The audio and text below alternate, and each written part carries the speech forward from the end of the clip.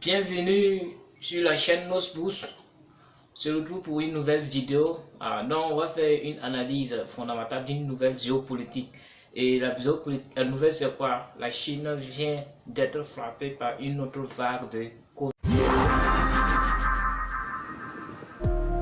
Voilà des jours que les fils de corbillard s'allongent et que la fumée s'échappe de ce crématorium 24 heures sur 24. À Pékin, les morts sont si nombreux que les services funéraires sont débordés. Les cadavres arrivent ici par dizaines. Donc on va rapidement rentrer dans les faits. Fin octobre, début novembre, fin octobre, le président Xi Jinping a tenu une campagne lors du congrès du Parti communiste chinois. Et la campagne et son discours lors du congrès, c'était quoi? Il a fait la lutte contre le Covid-19, une politique Covid-0 comme le moteur principal de sa campagne politique. Et il a été réélu. Et comme il a été réélu, il a commencé à mettre en pratique sa politique Covid-0. Et la politique Covid-0, pour avoir un pays Covid-0 ou bien une Chine Covid-0, il fallait des mesures restrictives. Puisque on n'obtient pas ça facilement. Il faut des mesures restrictives sanitaires. Et ces mesures, c'était quoi? C'était d'abord le confinement, les tests de Covid, les vaccinations, la fermeture des lieux publics, voilà. Donc, en gros, on peut dire que c'était, il fallait arrêter toute activité pour avoir un Covid, pour lutter contre le Covid, pour arrêter toutes les activités. Donc, l'économie sera à l'arrêt. Bon, comme la population, comme il venait d'appuyer les politiques, les confinements et autres, lors du coronavirus en 2019, et que la population vient de se déconfiner, elle n'avait plus envie encore de repartir dans un confinement. Donc, la population était obligée de sortir, descendre dans les rues et manifester. Et dans les manifestations, certains Chinois qui demandaient le départ du président Xi Jinping. On en a marre de sa dictature. Voilà. Bon, comme la majorité, puisque c'était les manifestations qui se sont déroulées là-bas, étaient d'une grande ampleur, mais qu'on ne peut pas parler. Voilà. Donc, ces genres de manifestations, c'est pas. Des gens estimé que c'est pendant la révolution de 1900, la grande révolte de 1978, que voilà.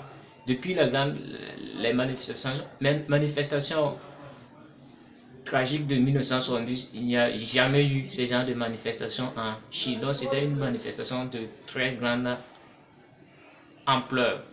Donc les Chinois même déclaraient le départ, certains qui déclaraient le départ du président parce qu'il était dictateur. Donc, voilà, retourner à notre sujet. Donc, comme la population est contre la politique, le gouvernement Xi Jinping était obligé de lever les mesures restrictives sanitaires. Voilà. Et les gens ont commencé à reprendre leur activité normalement. Malheureusement, les effets ont commencé à tomber. Donc la courbe de contamination du Covid a commencé à grimper. Avant la levée, la contamination était quasiment nulle. Mais depuis qu'ils ont enlevé les mesures, les confinements et autres, et la réouverture des lieux publics, la courbe est en train de grimper. Et selon les estimations de certains organismes de santé, dans les 90 jours à venir, les contaminations seront d'une grande ampleur. Plus de la moitié de la population sera contaminée, sera malade. Voilà, si le gouvernement ne fait pas vite. Voilà. Et puis actuellement, le gouvernement fait sourd. Il fait comme si rien ne se passe, comme si rien ne se passait dans le pays, comme si le Covid ne se déclenchait pas. Hier, ils ont déclaré, aujourd'hui plutôt, ils ont interdit les publications sur les chiffres de contamination du Covid-19. Voilà, je ne veux plus entendre parler. Puis je voulais aider je voulais lutter contre ça. Et la majorité s'est révoltée. Donc le gouvernement et sa mentalité pour le moment, c'est de laisser sans rien faire. Voilà. Donc, comme les chiffres sont très énormes, donc ça risque d'avoir un impact négatif sur les marchés boursiers en 2023. Voilà. Comme on l'a vu en 2019, comment le Covid-19 a ralenti l'économie mondiale. Alors, comme on l'a vu en 2019, le coronavirus a ralenti l'économie mondiale. Donc, nous, les traders, les spéculateurs, quand une nouvelle tombe, qu'elle soit bonne ou mauvaise, on s'en fiche. Voilà. Puis même si elle est mauvaise, voilà, avec le temps, on sait que non, ça va se reprendre. Voilà. Donc, comme le grand spéculateur de tous les temps l'a dit, Gessé Livermore, Wall Street ne change pas. Ce qui se produit aujourd'hui s'est produit dans le passé et va se produire dans le futur. Donc, si le Covid-19 impacte négativement les marchés aujourd'hui, on doit savoir que non, qu'il y a eu des situations, voilà, pareilles dans le passé. Voilà. Et malgré ça, l'économie sait s'en sortir. Donc, nous, on s'en fiche, voilà, de la négativité de la nouvelle. Voilà, qu'elle soit positive ou négative, nous on s'en fiche. Ce qui nous préoccupe, c'est quoi? C'est d'analyser la nouvelle et puis voilà, être du bon côté, voilà, avoir une bonne opinion de la nouvelle. Donc en 2019, c'est ce qui s'est passé et voilà, l'économie était en ralenti total, voilà. Et les États, les pays étaient obligés de faire quoi? D'adopter une politique pour stimuler, pour réveiller l'économie, pour que l'économie ne trompe pas. Et cette politique, c'était quoi? C'était d'abaisser les taux d'intérêt, voilà. Et puis d'injecter de l'argent, de la liquidité dans les marchés. Vous avez vu que non, en son temps, voilà, chaque gouvernement, voilà, faisait sortir des nouvelles que non, vous avez entendu que non, tel gouvernement a voté de l'argent pour les entreprises qui, voilà, dont les chiffres d'affaires commencent à tomber. Voilà. Par exemple, quand on prend la France a voté de l'argent pour les compagnies aériennes, Airbus et autres, de même qu'aux États-Unis, voilà, partout. Donc, c'est ce que les États ont fait. C'était la politique que les États ont adoptée pour, voilà, pour éviter que l'économie parte à la faillite. Et après, le Covid-19, voilà, maintenant quand l'économie a commencé à se reprendre, vous voyez qu'actuellement l'inflation bat des records. Voilà. Pourquoi l'inflation bat des records? C'est parce que non, c'est les effets de quoi? Du Covid-19. Voilà. Quand les États ont commencé à imprimer de l'argent pour soutenir les entreprises. Donc, c'est les retombées. L'inflation d'aujourd'hui, c'est les retombées. Et actuellement, ils sont en train de lutter contre l'inflation. Et malheureusement, il y a encore le Covid-19 qui est en train de frapper, voilà, la Chine. Et actuellement, l'Amérique est inquiète. Elle ne sait pas ce qui va se passer. Puisque ce qui l'inquiète, c'est quoi? Si le Covid prend de l'ampleur en Chine, l'économie chinoise va ralentir.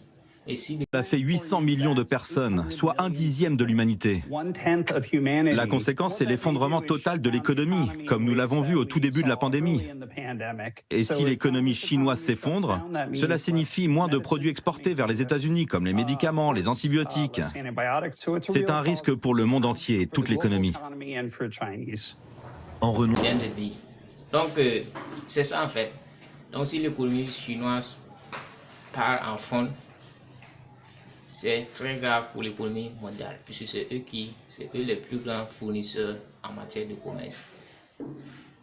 Et en dehors de l'économie aussi, ça risque, cette vague risque de frapper encore de nouveau le monde. Et si ça frappe encore le monde, donc vous voyez que c'est la panique totale. Les Chinois... Messager, tout pour éviter une nouvelle pandémie mondiale. Lorsque le virus se répand et se développe comme cela, il y a un risque de voir apparaître un nouveau variant. Ce variant peut ensuite devenir majoritaire et nous frapper ici aux États-Unis et partout dans le monde. Donc ça nous concerne directement. Je n'ai pas eu de Covid, mais j'ai quand même acheté des médicaments, car 90% de mes collègues sont positifs. Bien sûr que nous sommes inquiets. Nous allons certainement tous être malades et paniquer si nous ne pouvons pas obtenir de médicaments. La situation est terrible, alors on fait tout pour trouver de quoi se soigner. Bon, mais nous, ça, c'est pas nous, voilà, notre préoccupation. Voilà. Donc,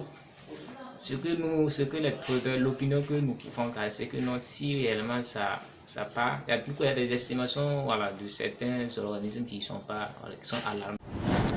Un responsable chinois prédit que le pire est à venir et que le pays va devoir endurer 3 vagues de Covid. Une étude de l'université de Hong Kong estime qu'1 million de Chinois pourraient mourir du virus cet hiver. Washington. Donc, mais pour le moment, le gouvernement chinois fait sourd, voilà, à cette nouvelle vague de coronavirus.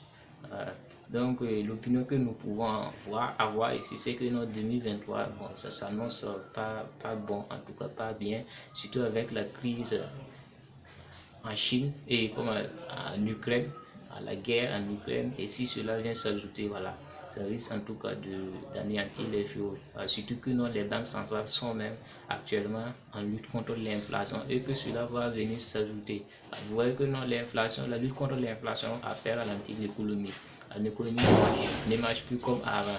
Et si cela vient encore, bon, c'est d'où l'arrêt, d'où le ralentissement et ça va finir par s'arrêter. Donc,